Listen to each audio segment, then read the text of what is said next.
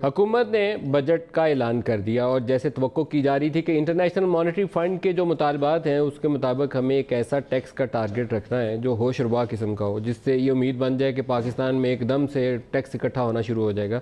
लेकिन क्या अमली तौर पर ऐसा होना मुमकिन है? ये हम बजट की तफसीलात में जाएंगे तो हमें अंदाज़ा होगा।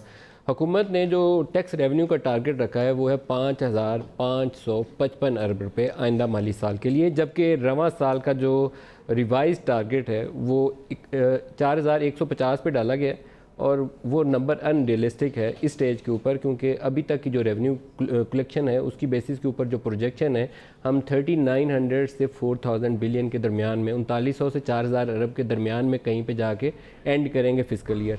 टैक्स एमनेस्टी स्कीम में अगर बहुत ही लोग आगे अप्लाई करने तो हो सकता है हम 4000 क्रॉस कर जाए, नहीं तो 4000 क्रॉस करना मुश्किल होगा।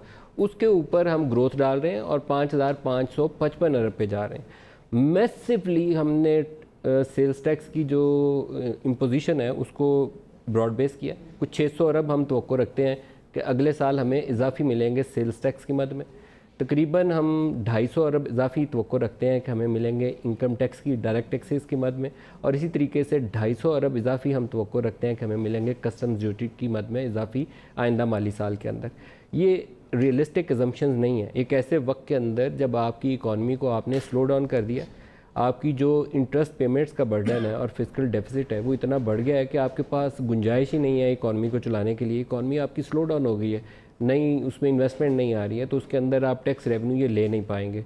जो नंबर्स ऐलान किए हैं इन्होंने बजट के अंदर और जो नंबर्स बजट टेबल के अंदर लिखे हुए हैं उसके अंदर इंटरेस्टिंगली एक अंग्रेज़ी वाला इनका बजट इन ब्रीफ का डॉक्यूमेंट मेरे हाथ में, और जो स्पीचेस के अंदर ये दावे करते रहे और जो इंटरनेशनल मॉनेटरी फ़ंड की और वर्ल्ड बैंक की रिपोर्ट आती रही हैं, अगर मैं उन दोनों को सामने रखूं तो इसके अंदर जो नंबर छपा हुआ है जीडीपी ग्रोथ का और इन्फ्लेशन का, that seems to be more realistic. मैं आपको पढ़ के बताता हूँ, ये इन्हीं का टेबल है बजट डॉक्यूमेंट के अंदर इन्होंने डाला हुआ है।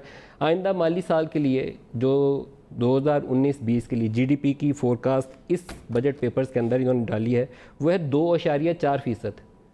इस साल की 3.3, उसके ऊपर प्रोजेक्शन दे रहे हैं 2.4%। हमारी पॉपुलेशन ग्रोथ के तकरीबन बराबर ही हो जाएगी।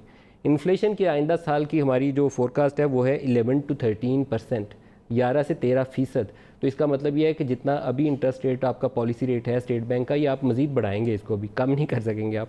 हम इंटरेस्ट पेमेंट्स की मद में अगले साल जो प्रोजेक्शन डाली है वो है 2,891 अरब रुपए की। अब अभी डाल चुके हैं ये 2,891। अगर पॉलिसी रेट हमने मज़ीद बढ़ाया तो ये मज़ीद ऊपर चली जाएगी। जो फिजिकल डेफिसिट इन्होंने हमें बताई है नंबर कैलकुलेट करके, वो बताया है 7.2% और उसके ऊपर 3,100 अरब रुपया, 3,151 अरब रुपये इन्होंने नंबर बताया एब्सोल्यूट नंबर। लेकिन उसके ऊपर एजम्पशन ऐसी मज़े की डाली है जो अनरियलिस्टिक जितना आप उसको कह सकें। वो कह दी कि हमारे जो सूबे हैं वो 423 अरब का सरप्लस हमें बचा के देंगे। हम उनको जो पैसे देंगे सूबों को खर्च करने के लिए वो खर्च नहीं करेंगे, 423 अरब पे सरप्लस देंगे, तो ओवरऑल जो फिजिकल डेफिसिट है उससे कम हो जाएगा। अगर वो नहीं बचाएंगे तो ये फिजिकल डेफिसिट 3,574 अरब रुपये का होगा, which is almost 8 percentage point of GDP. ये बजट डॉक्यूमेंट के नंबर से ही मैं सारा कुछ आपको पढ़ के बता रहा हूँ। तो ये जम्पशन जो हैं ये रियलिस्टिक नहीं है। और दूसरा, जितने तरीके से इन्होंने एक्सपेंड किया है सेल्स टैक्स की बेस को, हर चीज़ के ऊपर हमने कहा सेल्स टैक्स लगा दो। ये जो 5 एक्सपोर्ट सेक्टर्स हमारे होते थे हम इसको ज़ीरो रेटेड रखते थे, उस पर भी 17% लगा दो। हमने कहा कि ये 1000 सीसी तक की गाड़ियाँ, इनके ऊपर भी एक्साइज ड्यूटी लगा दो, इसके ऊपर 2000 वाली उस पर भी लगा दो। चलो गाड़ियाँ वाड़ियाँ तो लग्जरी आइटम की मद में आती हैं, कुछ जायज़ बनता है, इतने मुश्किल हालात हो तो आप उसके ऊपर एक्साइजेज वगैरह लगा दें ताकि इंपोर्ट का बर्डन भी आपका कम हो जाए। और दूसरा, लेकिन जो बुनियादी ज़रूरियात ज़िंदगी के ऊपर आप इस कदर बेदर्दी के साथ टैक्स बेस को एक्सपेंड करेंगे, और वो इनकम ग्रुप्स जिसको हम कहते हैं कि पिछे हुए तबके हैं, उनके लिए इनकम थ्रेशोल्ड को आप नीचे ले आएंगे।